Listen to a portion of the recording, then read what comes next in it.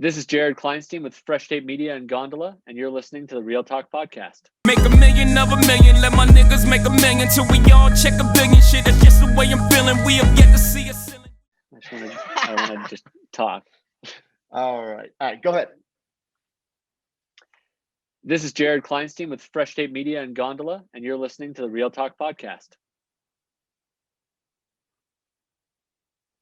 What's up, guys? Welcome to another episode of Real Talk Podcast.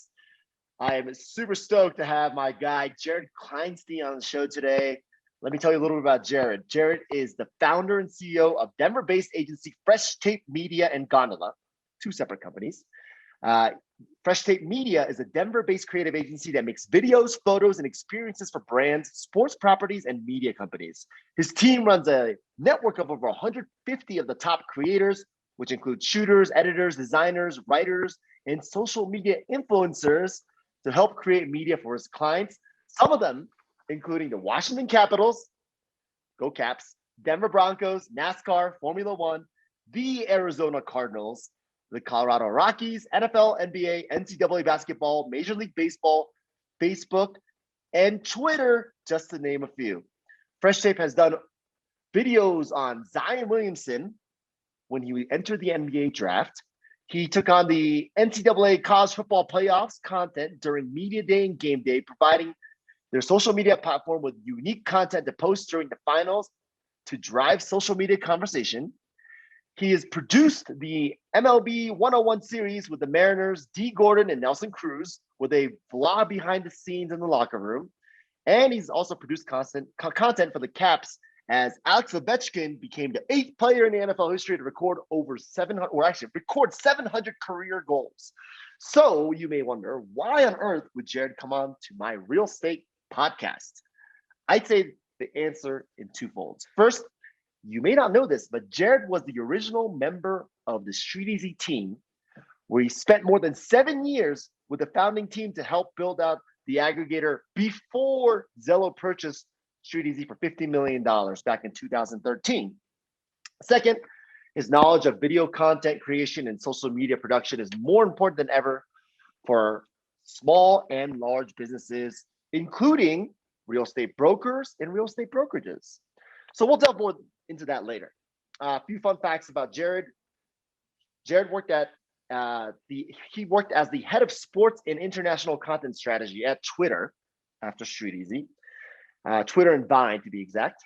And Jared is the founder and CEO of tebowing.com.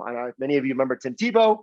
Tebowing.com was the world's largest database for tebowing photos. Another fun fact about Jared: he is a very good skier. He was Vail's ski instructor for 7 years. You can follow Jared on Instagram and Twitter at JARZOD and Fresh Tape Media. Again, his Twitter and IG are the same, Jarzod and at Fresh Tape Media. So Jared Kleinstein, welcome to the show and thank you for joining. Talk, I am stoked to be on with you. It's an honor. I'm really happy. I mean, it's good to see you. You know, we haven't seen each other in person for about 2 years since Vail closing weekend, was it 2 years ago, on the mountain, on the top of Chair 4. Yeah, on top of Chair 4. But I haven't really seen you in person then, so it's really nice to catch up. You too, sir. Yeah, it's a great place that we met 2 years ago, but I feel like that was like a lifetime ago. It's a lot more world. It's a slightly different world than last time we hung out. Yeah, everything has changed. Everything has changed then.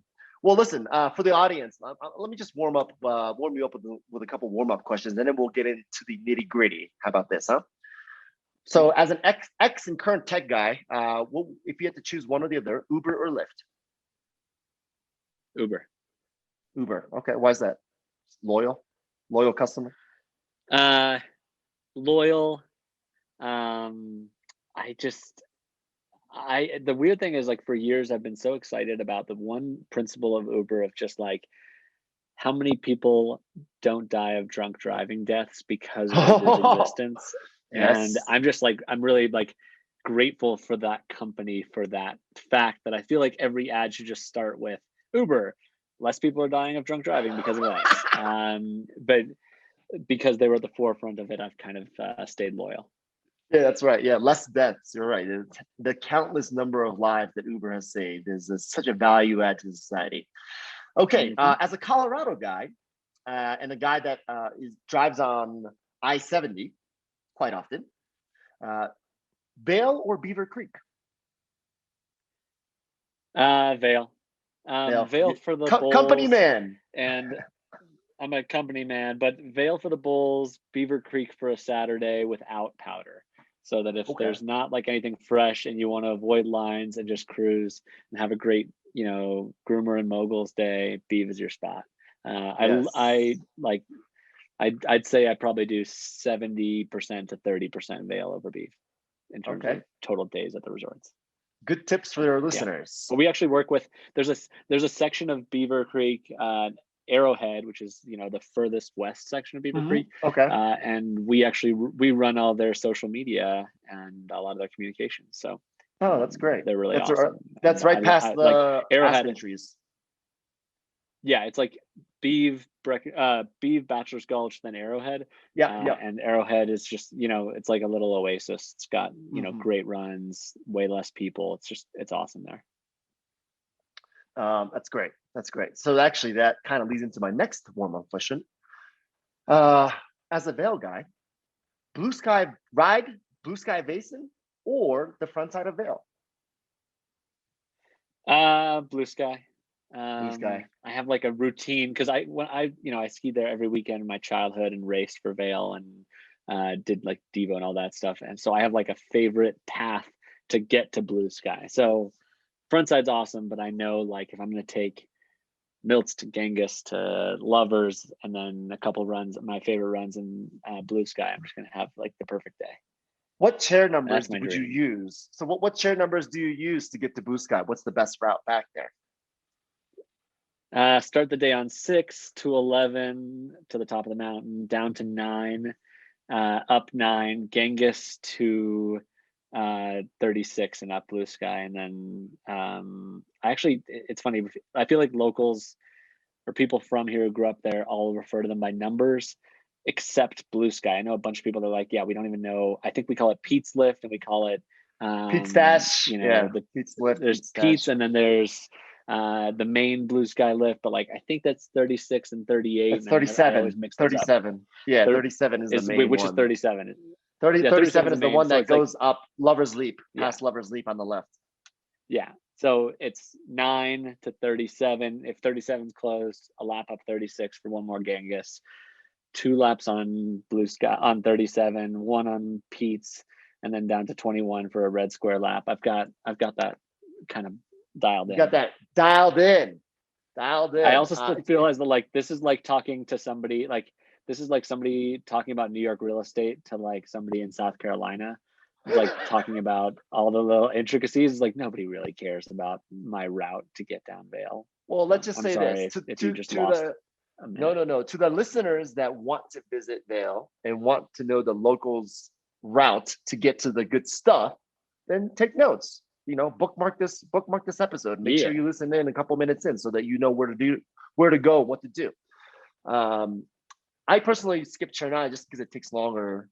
It's for you, it's an extra lap. But if it's a busy day, I go straight to 37 from chair 14, which is Whiskey Jack. Yeah. But enough about me. All right, Denver or NYC? Pretty hard, huh? Denver, no question. No question. I lived in NYC I was in NYC for 8 years, best 8 years ever. I don't regret it, and I never wanted to leave. East Village, right? I was on 13th and 1st, and then 12th and 4th. So I was in just 2 places. I was a rarity. Most people like bop around New York to different places. Like I had 2 total apartments over the course of 8 years, and I loved it, and it was the best. But for me, where I am now, like I got a dog, I got a wife. Like I love having what I have now, and I'm close to my family. So like I can't say city over city, like city to city comparison, New York is a better city. But in terms of like for me, for where I am in my life, like I'm just so happy to be here. Quality of life can't be beat out in Colorado, that's for sure. All right, let's see what else we got here. Ooh, Back in New York City days, what was your favorite go-to bar in Manhattan? Oh, this is hard emotionally. My favorite bar was a place called Duck's Eatery on 12th and 1st. They just closed down because of COVID, but like the head chef and owner were a brother-sister combo, Julie and Will Horowitz, and they just made such good food and such good drinks. And like they were famous, they went super viral on the internet last year, the year before, for like a watermelon ham. I don't know if you ever saw that. It's like a watermelon that looked like ham, but it was a watermelon. But Ducks was just my spot. I love that place so much. And that, or O'Hanlon's, just for a dive bar. And then every year I spent my birthday at Bleecker Street Bar, which is also supposedly closed. Yes, it is. Yeah, so that was one of my favorite spots too. Yeah, a lot of darts were played there. A lot of darts. I'm sure you played some pool. Yeah, a lot of fun times in the back over there. Oh yeah. Same with me. Yeah, I've had some good times in those bars. All right, so let's switch gears a little bit, but your favorite restaurant in New York City back in the day? Favorite restaurant would not be a specific place as much as an experience. I used to do, if I do pick a specific place, like right now, one meal in the city, it would probably just go to Joe's Shanghai and have a million soup dumplings. But, I used to do, one of my favorite like food things to do in the city was to go to 7th between 1st and A, and just go to like there were like 4 or 5 great restaurants on that one block. Same thing as like, I think, oh God, what's the block that has like Ruby Rosa and a few other places in Soho, between like Spring and Houston, whatever. But 7th between 1st and A, I would go to like Caracas for arepas, Luke's for a lobster roll, Yucca Bar for like these espresso ribs they had. And that was like, for me, like the perfect dinner was not a single restaurant. It was like go from restaurant to restaurant and just eat them to go. That was like you are a true connoisseur of Manhattan, man. I tell you. That is awesome.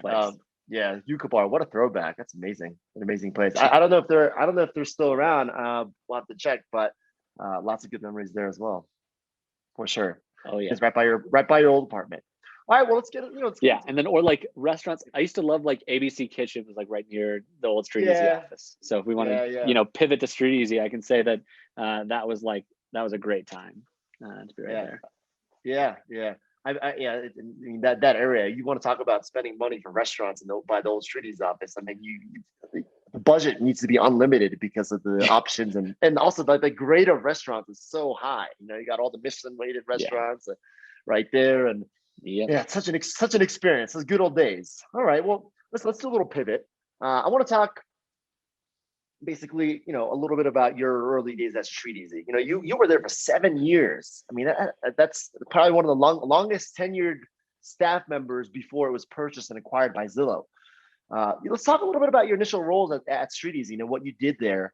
And I know you had more than one role. So, what was actually, what kind of functions did you perform there? Well, I mean, when I first started, I was an intern. I was still in college, and they gave me a role. There were only 7 people, I believe, on the team at the time, 6 or 7 of us. And I'll never forget the first day when I walked in. And I was, fresh, young, would have done anything. And one of the engineers, I think it was Connor, said to me, do you want to run SEO? And I said, what's SEO? And he said, Google it. And then he like smirked. And I think they all realized like having somebody Google what SEO was kind of absurd. But yeah, my first job was figure out Streeteasy's SEO and figure out how we could be the #1 search result for like NYC real estate. And I would track it. And I was a marketing-ish intern, but I kind of did a little bit of everything. So it was a combination of like design things, a lot of agent, work for real estate in terms of like working with the brokers on different output in terms of how like the insider product worked for agents and stuff like that, doing a lot of like user research for the brokerage community, and then just everything marketing, whether it's we want to be doing social media now. This is 2007, so this is like pre everything. But what's everything what's from Instagram? SEO, SEO, design, a little bit of everything. And early on, I was taught how to train the real estate community on how to use the platform, because this is in 2007, 2008, we were not seen as friends of the community. We were like the disruptors, right? So it took a lot of office visits to explain to people like, hey, we're on your side. Like, we're not a brokerage. We're not trying to like come after your business. And that was like, people would be really start every conversation with like their elbows crossed, just arms crossed, like, what's this guy doing here? And I'm like 19, 20 years old, and I'm just like, hey, we're not gonna challenge your business. But then it took a lot of years of going into offices and like getting to know the real estate community to gain trust and show that we were friends, not foes. But like, I'll never forget, I went into this DJK office to train the agents on how to use Streeteasy, and there was a list of the best of the top salespeople at the company, and it was like a lot of people that did okay, and then like 8 times them was you, Talk. And I was like, yo, who is Talk? How is he so good? And this is like also in a phase where you were submitting you had figured out a hack to get free promotion on Streeteasy by submitting building descriptions. So you sent descriptions for every building in the city, and we did it as hey, it'll be a fun way for us to get free content, and we'll get to have a lot of brokerages get exposure. And then it was just like the Talk show. That was it. Like this. It was just like it was just like, how could Talk get as much free promotion as humanly possible? And it was great. It was a win-win. I loved it. I love those days. Yeah, I love those days. I mean, I would go around and get photos of the buildings, load description. It was 2008, 2008. Like there was nothing. There was no real infrastructure then. So, we shared an office. Oh yeah. We were at 19th and Broadway. Sorry, Talk. We were at an office at 19th and Broadway.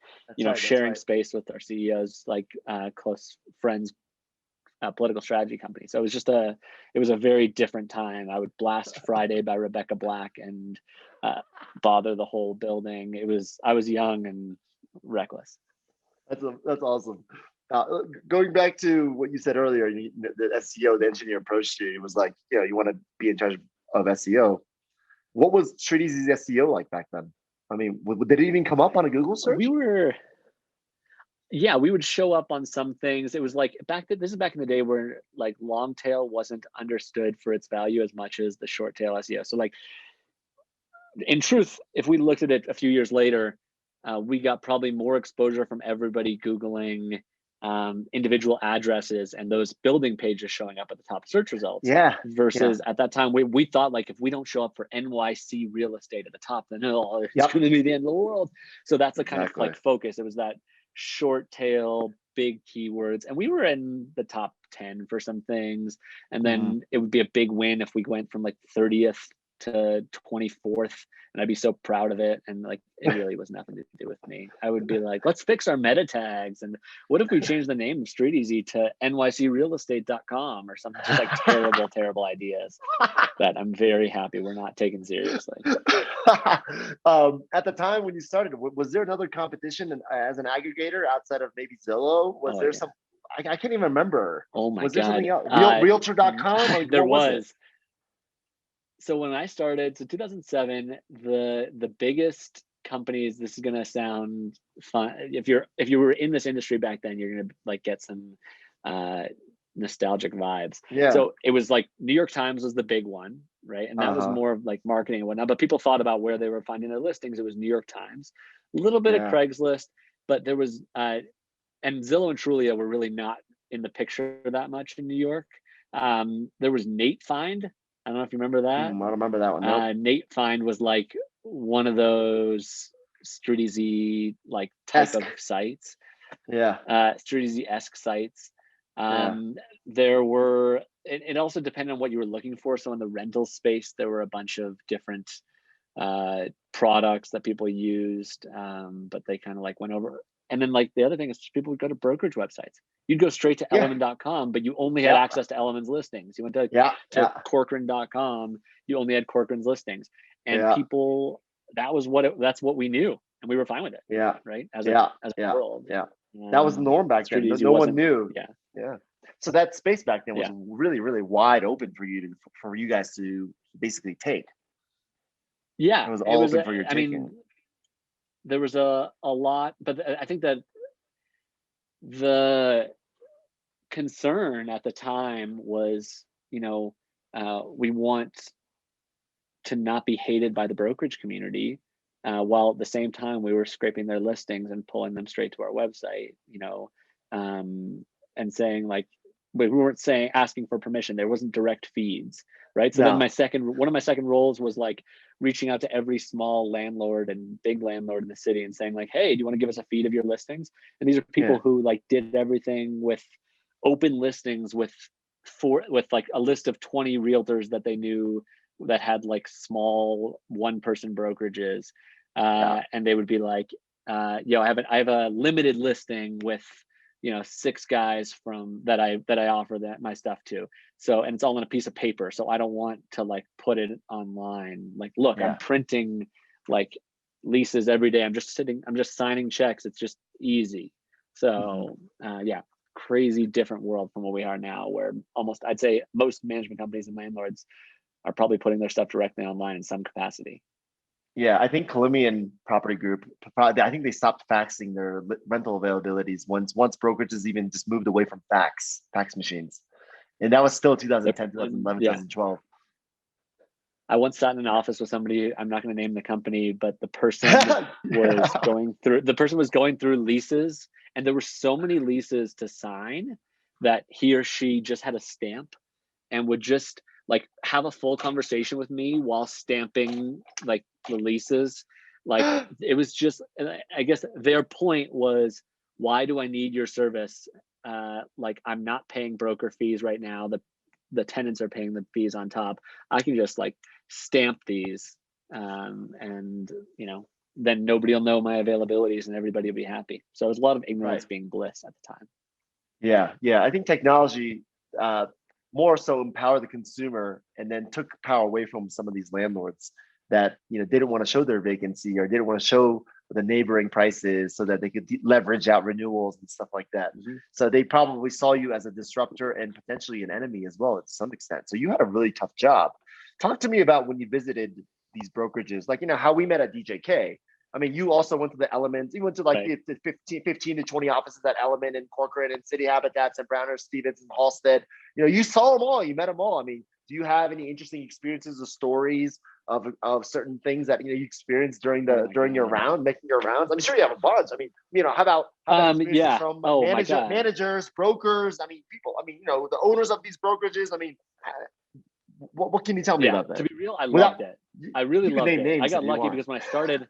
No, I won't. I can name. I won't name names, but I can say that I loved it. I loved getting to know the real estate community. I loved like gaining the trust of because I knew I had good motives, right? I know I wasn't lying about stuff, so I would be like, "This is what we're doing. We're trying to help you. How can I help?" And I felt it felt very genuine and real, right? In terms of just like why I was there, what I was trying to accomplish.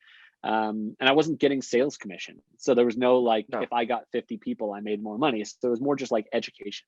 So I really loved it. And I got to know so many cool people to the point that like I could name every Element office, who the office manager was, who their top salespeople were. And it wasn't because I studied it. It was just I spent enough time like going there. And then whenever we had a new product released, I'd be like, hey, we're launching this new pro product. I got to show it to your team. When can I come by, Chris? Or when can I come by? Like it would be like, there's a lot of Chris's that run offices. A lot of Chris's in real estate. A lot of Chris's. So it was a lot of fun. There were some horror stories. I think that the funniest thing that ever happened, or the craziest thing that ever happened, was probably, and this is like I was so young and so like naive. I didn't know how to dress myself back then. Derek Gross and Alexa Batista essentially said, "You're not going to any more offices until you get jeans that aren't ripped. And you're not going until you find a sport coat." So I went to like Burlington Coat Factory and bought a sport coat so that I could like show up at these offices. Oh my God, so old school. So I went into like an office on the Upper East Side, and I was trying to explain why Streeteasy was valuable. And the internet died. and we had no access to demo Streeteasy. So I was just talking. And when I talk, I end up like saying something that's like the wrong thing, because I can't just like point and distract people by showing them the website. So I was talking, and at one point I think I said like, you know, back in the day, a real estate agent can say to you like, hey, the apartment used to cost 3,000, now it is 2,500, great deal. And like that was fine, because they were, you know, there was no way to find out, you know, whether that was accurate or not. And it was my point, was kind of like, you know, I was trying to imitate realtors, and somebody just stormed out of the room. And I was like, what? And I guess she thought I was doing a Russian impersonation. Technically, I was doing an Israeli impersonation. I'm Jewish. I've lived in Israel. I thought I was doing a good Israeli imitation. I thought if I did it in front of an Israeli, he would recognize that I was doing an Israeli impersonation. She thought I was imitating Russians. So she said that she was going to be calling my manager and getting me fired. So I spent the subway back to the office just like, oh my God, I'm going to lose my job because I imitated an Israeli, but it was a bad imitation. My God. And then like I get back, and Michael and Don kind of like, no, we're not firing you because you made a bad impersonation of an Israeli real estate agent. So that was one of my scariest career moments. That is amazing. That is amazing. I mean, poor lady. You know, I mean, no ill intention, knowing you, obviously. But... No, I was trying to show that like that transparency is good, and that like it's good to be able to tell people honest facts about apartments rather than them have to like take somebody's word that the price went down, right? And back now, it's like the norm. Of course, you shouldn't be able to lie about what something used to cost. Nobody thinks that's weird. Back then, people actually did like make up old prices so that people thought it was a good discount. So you know, it was. Did you ever get into any bickering during these trainings? I mean, I'm sure some of the brokers that weren't too used to technology felt threatened by you, right? Like you said earlier. So did you ever have any, you know, during your presentations where there were, like, why are you coming into our office and doing this? Why is the internet taking over? And why are you guys trying to, you know, expose this and that, or our data, or explicit things, or, you know, X, Y, Z? And did you ever have any experiences with that type? You know, I mean, growth is painful, right? So people probably have. Yeah. You were probably a part of their pain point during the growth of the tech era. Oh, for sure. And I recognized, I think that the cool thing was, I believed so much in Streeteasy, into what we were doing, that I felt like I had enough answers in my head that there was no question that I could get that I would not have a fair response to based on our motives, right? I was like there was every question in the world, you're gonna become a brokerage. I'm like, no, we're not, because then we would have a conflict of interest when we show our listings. The whole point we're trying to do is transparency. Why would we show your listing above ours if we were brokerage? And that's not our intention. But I would also like, because I was so, you know, young and overconfident, I probably like just took every dig about what we were doing and like laughed it off and just didn't take it seriously. Good for you. Nah, we're good. Because I knew what we were doing. I believed in it. So it made things fun. Man. And we became like, eventually, like, if you become not just like clients vendor relationship type of thing, and you start like creating friendships with people at these offices, then you end up having allies. And that was one of the coolest things, is that as much as I could fight my battles when I was 21 and 22, by the time I was 24, 25, there were people in the office that had seen the pitch 6 times, 8 times. So when somebody comes in and says, you're going to do X, I didn't even have to say it.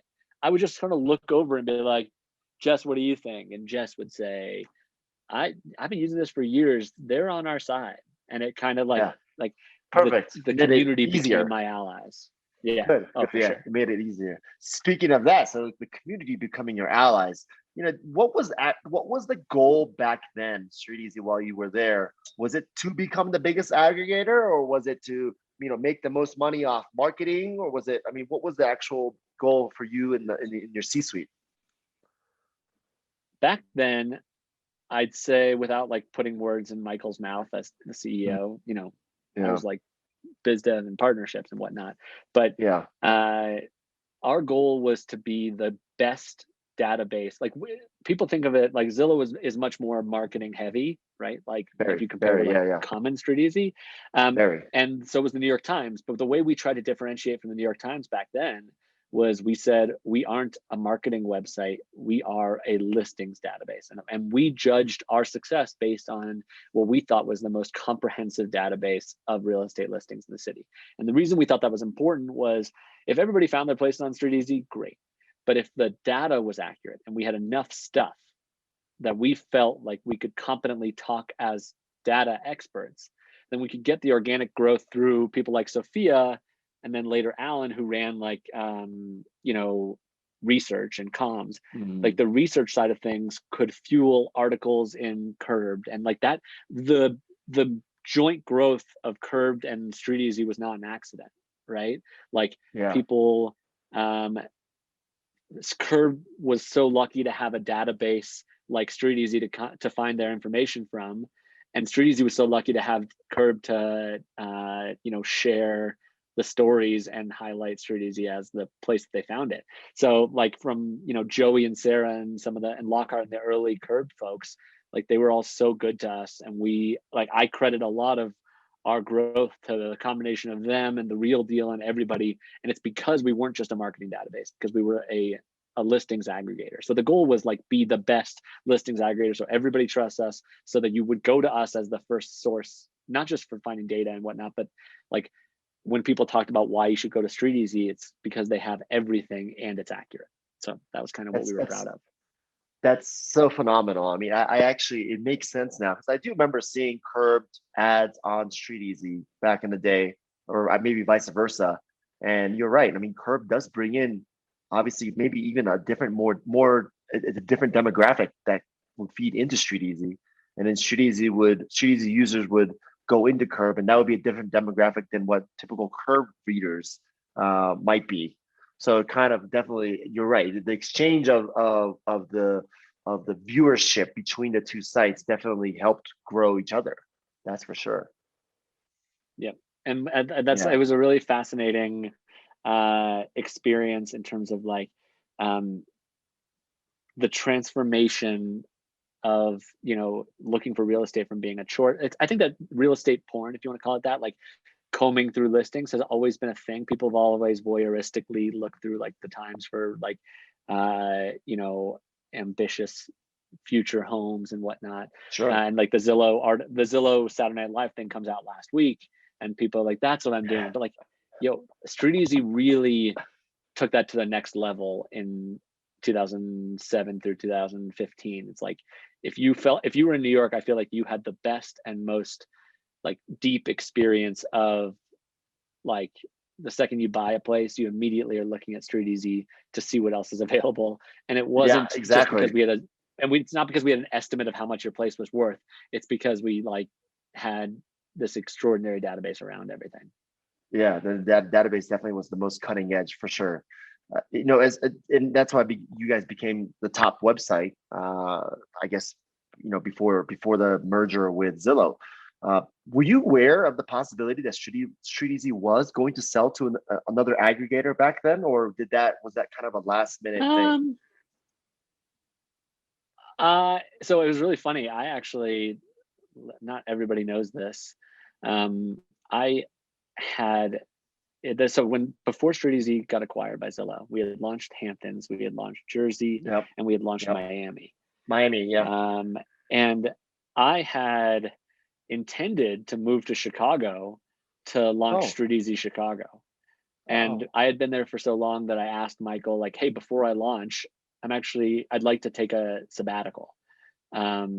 So he said, sure. And I was on my sabbatical. I was on Vancouver Island, like in the middle of nowhere. And I got a call from Michael. He's like, hey, can you be here in 2 days? Can you get back in 2 days? We're announcing the acquisition by Zillow. And like, I wasn't blind to the investors in the room and like VC people and all the different conversations that had been had over the years to understand that it could happen at some point. I can't say that I knew it was going to be Zillow on that day, but like I flew back in secret. Couldn't tell my friends that I was coming back to New York because we were announcing the acquisition the next day. Okay. So it was a crazy experience. You kind of had the idea. Do you think the founders, their goal from day one when they founded Streeteasy was to eventually sell to a big aggregator like Zillow? or do you think that just I don't kind think I of can put that. formed? I don't think I can. I mean, that's like what happens in the world that we work in, but I don't think that was necessarily Michael's intention. I mean, that crew, that the early people, Michael, Sebas and the other people, like, if they had wanted to make something to be sold to an aggregator, to like one of the big listing platforms as a marketing product, we probably would have gone in different directions with product development. I can't talk to like if that was the original intention. All of us loved it, and we like, in terms of just like, I think a lot of startups, people are looking for their exit, and I'm sure there's some people at every company, no matter who you are, who's looking at their equity, wondering what it's gonna be worth someday. We just loved Streeteasy as a company so much, our employees, our friends, what we did, that like, I don't think as much, especially compared to other startups that are trying to be acquired. Most of us just, were more focused on how much we loved our lives and our team than we were about where the next thing was. Yeah, good. So I don't want to just kind of do a little pivot here. What are your thoughts on the post-acquisition present time of Streeteasy? I mean, things are drastically different. A lot of brokers actually hate it more now than they did while you were there during the 1.0 era. You may know, or I don't know if you know this, but they charge us daily fees for rentals. It used to be $7 during the pandemic. It cut down to $3, but they still charge. They also charge owners, if they want to list themselves, a listing fee. They're trying to upsell us with building pages where I used to just log in and kind of write down the description and submit, and I would have the credit. Now, if you want your building face next to a building page, you have to pay for it. And they used to do the zip. They stopped it, but they used to sell zip codes to us, like Zillow does with agents nationally. So, what are your thoughts on this website now? And did you know that this was kind of the direction that it was headed when you left?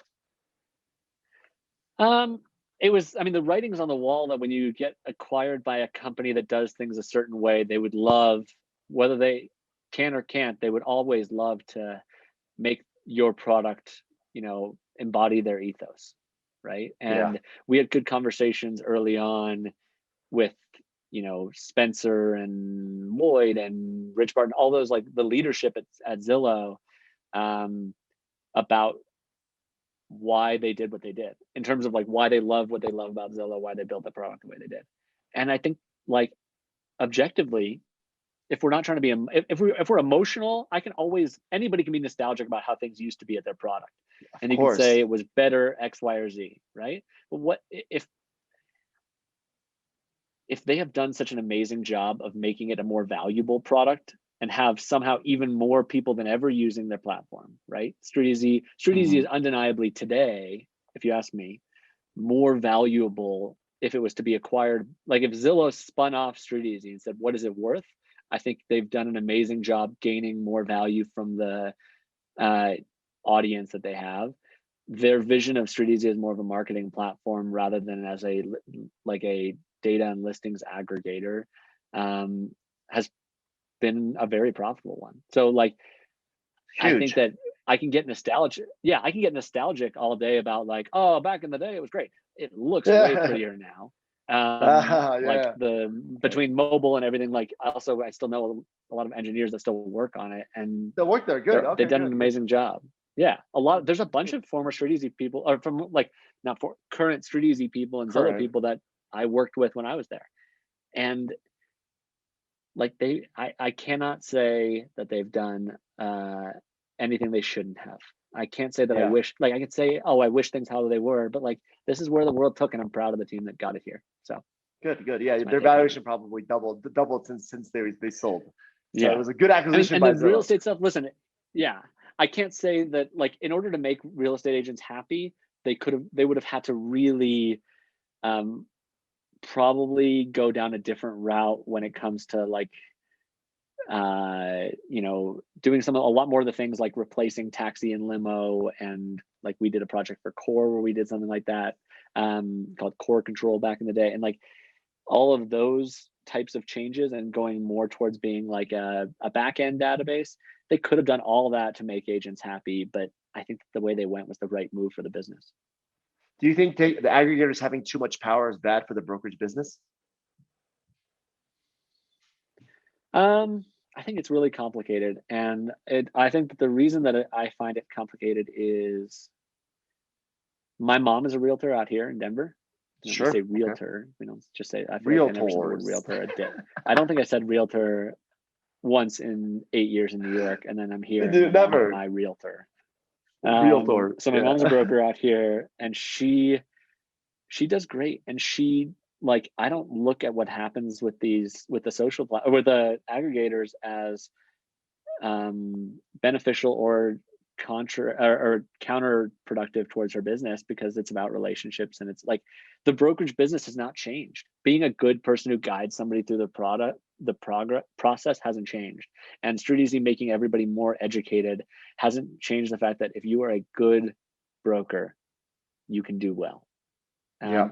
Yeah. I think that if anything, if Streeteasy's past or present impact could have been to weed out like brokers who only have business because of like bait and switch or bait and switch, all that stuff. Like, I'm happy with where they took it. If there are less shady realtors and brokers, and there are more, I can't believe I said realtors again. Less shady brokers and more just like genuine, transparent humans. Yeah. I totally agree. If the brokers that are madder than ever at Streeteasy are probably the ones who like are less confident in their own stuff. In their business, yes. I think one big change that did that did anger the brokerage community was the listing fees. But I get it. I mean, it is a partnership, and some brokers have made millions off Streeteasy for free. Oh, for sure. And another counterpoint to the rental, the rental brokerage community has been doing shady things on Streeteasy for years in terms of how do we not have history tracked to this rental? Oh, well, have these crazy fake unit numbers because Streeteasy doesn't publish rental unit numbers at the time. Yes. So let's have it be like a long algorithm. People have been trying to be shady forever, and they put duplicates of listings because of that. Yeah. So like, if a mechanism for getting people to only put active listings is that you have to get them to pay, then maybe it's not the worst thing, right? I used to communicate with the back end to all this. Yeah. I used to communicate with a Matt Walker all the time about wrong listings. Is Matt not there anymore? Is Matt not there anymore? I don't know. You know better than me. Hold on. Let's check LinkedIn before I make this confirmation, because this podcast can be a place that like a really intense piece of information can be released. Hold on. Matt Walker, Streeteasy. I mean, I made his LinkedIn account, so I don't see him on LinkedIn anymore. Oh, okay. I don't see his LinkedIn account. Do you want to tell us about Matt Walker, the product specialist? Matt was the best customer support person ever, and no company will ever have a better customer support person, and that is because he was not real. He was all of us responding as Matt Walker, and we all just like took, we had a assistant for doing it. Okay, so the news is out. Matt Walker was not real, and every year at the holiday party, we had a code, which is for the first hour, Matt was on his way. For the second hour, I just saw him. Third hour, he just left. So I was at one of those parties, and I was like, "Oh, where's Matt Walker?" I want to thank him for all the help that he's provided me over the last few years.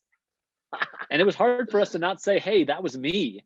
Like, we had to like restrain ourselves, like it wasn't Matt Walker. Or like at one point, I answered the phone in 2008. I answered the phone as Matt. I was like, "Streeteasy, this is Matt," and somebody said, "Hi, is Jared there?" And I was like, "1 second." "Hey, this is Jared," and like some oh my god, just so that nobody. That's amazing. That's amazing. Your guy Cameron, he followed protocol, because I remember asking him at you guys like had a holiday party at a club. I was like, "Where's Matt Walker?" I was like, "Oh, I think he just left." Cam is the man, and I talked to Cam last night. All of us are still close friends. Good friends. Actually, yeah. Wait, when's this podcast coming out? Probably in about a week from today. Oh, cool. So I'm one of our old Streeteasy engineers is joining my company full time.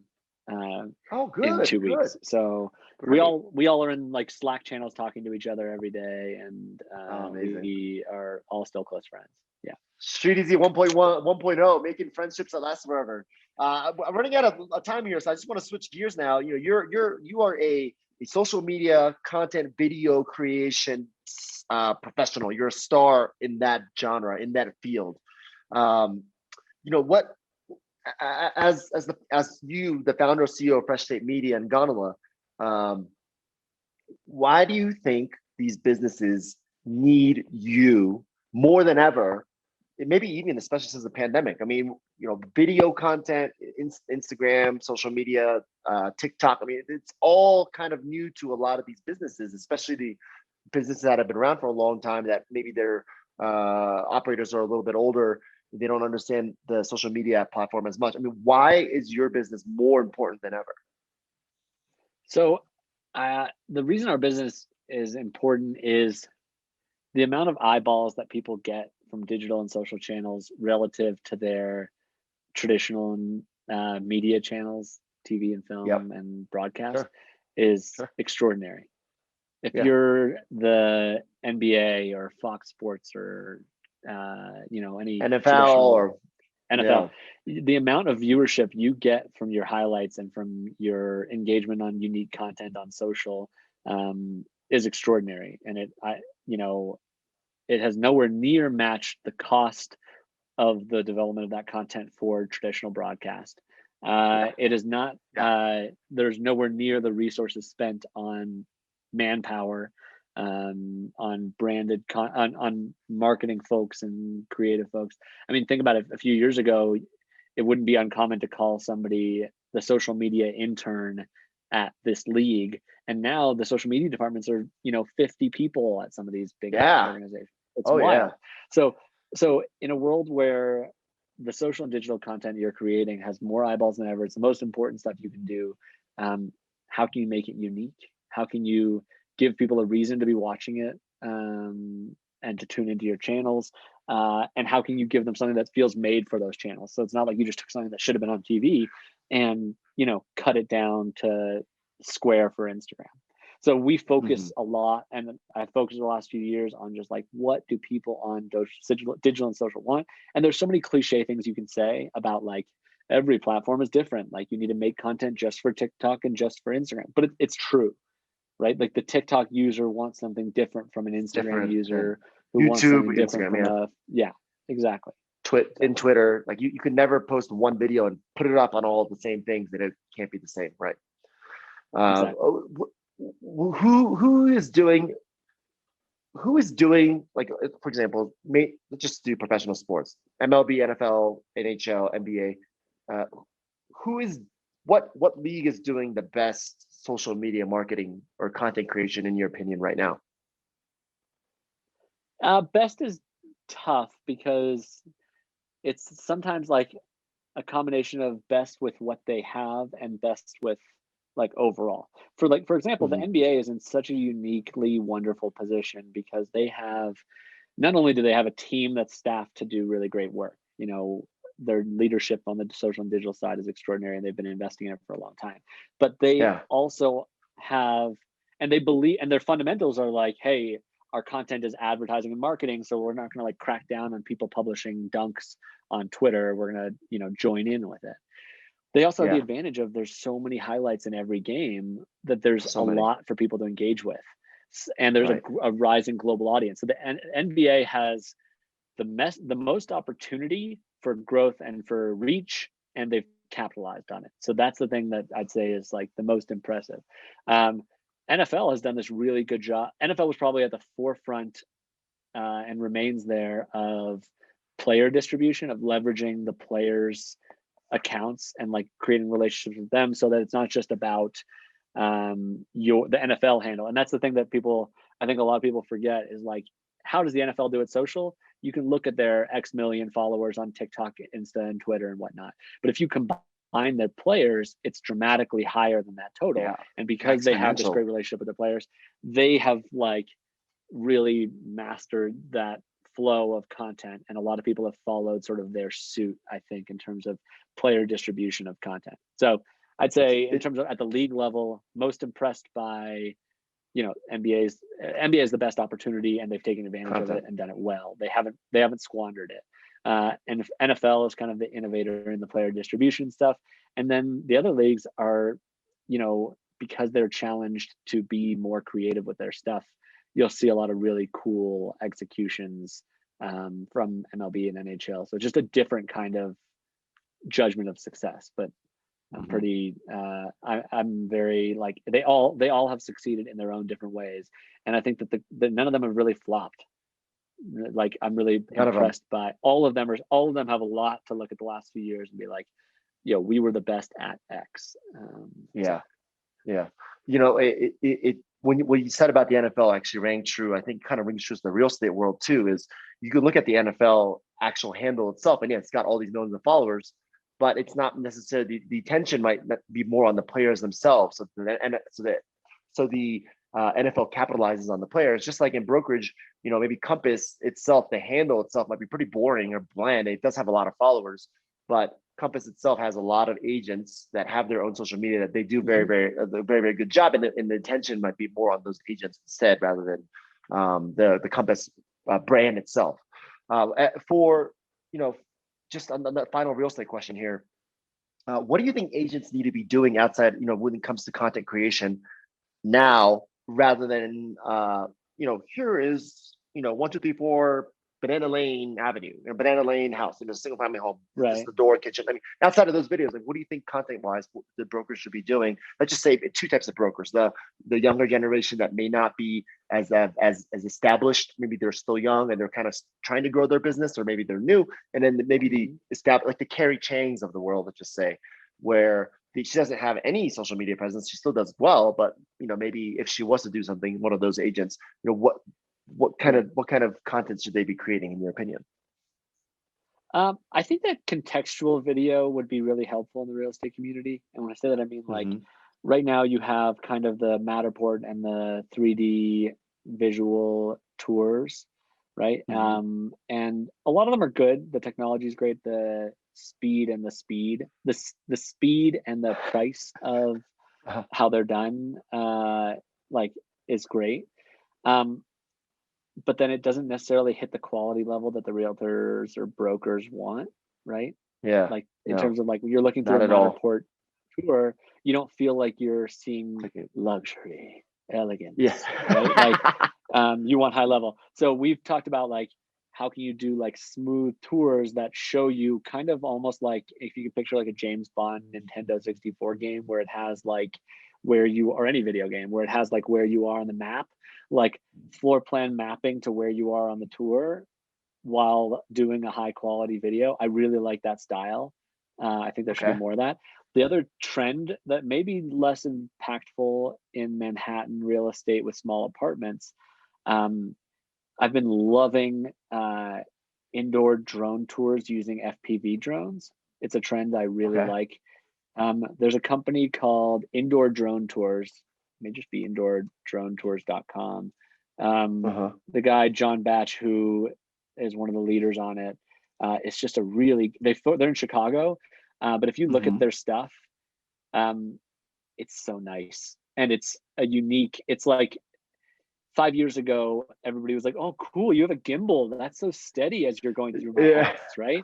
And the drones are like, okay, I want to like drop over a ledge. I want to like go up into the chandeliers and fall down.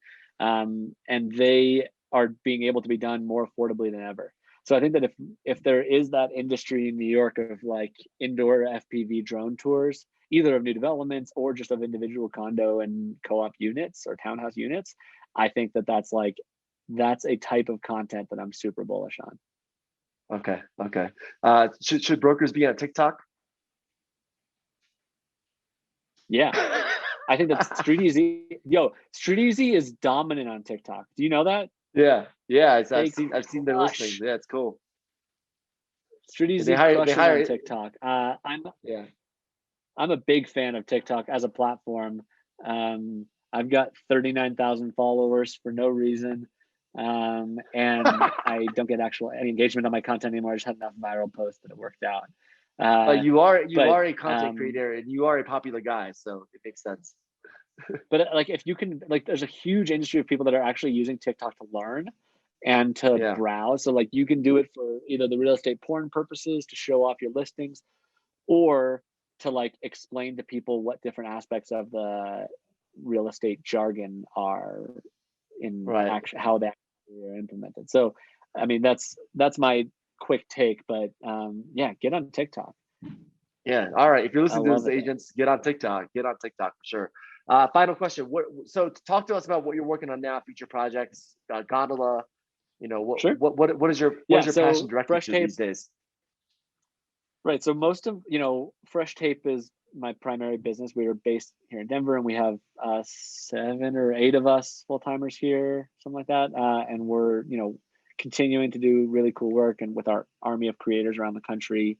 And we're doing really cool stuff in the video space and in the social space, and it's great. And 2 years ago, we built an internal analytics tool just to track our own stuff, and then realized about a year ago, like, wait, nobody else has access to something like this. Like, none of our competitors or clients have a tool that does this. So we spent the last year or so like spinning it off as its own company. So I'm spending, still most of my time on Fresh Tape, but a lot of it on Gondola, which is the name of the new company. And Gondola. It is the elevator pitch. The elevator pitch is a social tracking and analytics tool that can serve as a portfolio for creators, individuals that work at brands, anybody. Like, it doesn't matter if you've ever made something and published it on social, it'll have a lot of value for you. And the long-term play, because of how we do credits on content, and we are creating the first credit system, the way that film and TV have had for years, that doesn't exist on social. So by having a platform for that, the long term is this can become IMDb for social. So a place that people can go when you see something that you love and you're like, oh, who made that tour of 15 Central Park West? And you could, on Instagram, I saw that was amazing. Who videoed that? You'd go into Gondola and see who the videographers were. So that's the pitch in a nutshell. So I'm spending a good amount of time on that, and we've got full-time engineers on it, and it's a good time. And that's why you're bringing one of your ex-Streeteasy engineers over to help you build out this Gondola. That's a really good ski lift pitch, perhaps not an elevator pitch, or maybe a good Gondola pitch. Yeah, and the naming of the company was kind of funny at first. We named it because I wanted to do something like to pay tribute to Colorado and skiing and stuff. But I had this idea as a metaphor that I was like, a gondola gets you to the top, but it's more fun when you're with the group, right? So it's more about like the we, and not just taking credit for me, but saying we did this together, right? Granted, you can't be on a gondola with other people right now, so I'm not actually recommending sharing gondolas with strangers. But metaphorically speaking, metaphorically. Okay.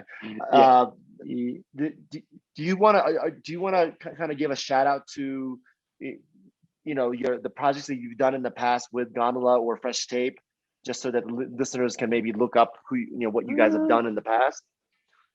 I mean, just following us on social is a good view, and then freshtapemedia.com, our website, freshtapemedia.com, and then Gondola is gondola.cc, but we're still in like a private beta. So if you wanted to access it and test it out, I would just step you through the product. I mean, I'm proud of, I'm proud of the work we do every week. It's just, there's so many cool things. Like this week, we're going from a Puma shoot to a professional bull riding edit, and like we do all kinds of crazy stuff. So it's diverse across the board. And I'm loving what we do. And I do miss the real estate community in New York for sure. It was like, I said this to people, like I got really lucky when I left. So I left Streeteasy, went to Vine and ran the sports partnerships for Vine, and then parlayed that to Fresh Tape. And my only regret is that like I built so many relationships, but didn't get to really like keep them up professionally. And so now, so now I feel great. I feel grateful to have, even just little connections to the world that I love in the New York real estate community. 100%, 100%. Yeah. And you never know. you never know. Those relationships that you fostered in the past may still continue into the future. You just never know. Oh, heck Well, yeah. listen, Jared, I appreciate your time. Thank you so much for coming on. We went way over time, just with an hour here, but I truly appreciate it. And for our listeners, please, again, I'm just going to plug Jared one more time on his social media handles. Follow him. Check out his websites, Jarzod, Jarzod, on both Instagram and Twitter, and at Fresh Tape Media, again, both on Instagram and Twitter. Jared, thank you very much. Let's stay in touch. And hopefully I'll see you when I'm back in Vail again. For sure. And if anybody listening to this is trying to decide between working with somebody else as their broker in New York or Talk, go with Talk. He did not Venmo me $20 to say that. That's genuine. All right, Jared. Thank you for the plug as well. Appreciate it, man. Stay in touch. Talk to you soon. Hope to see you soon. Take care. Thanks, Bye-bye. man. All right. Thank you.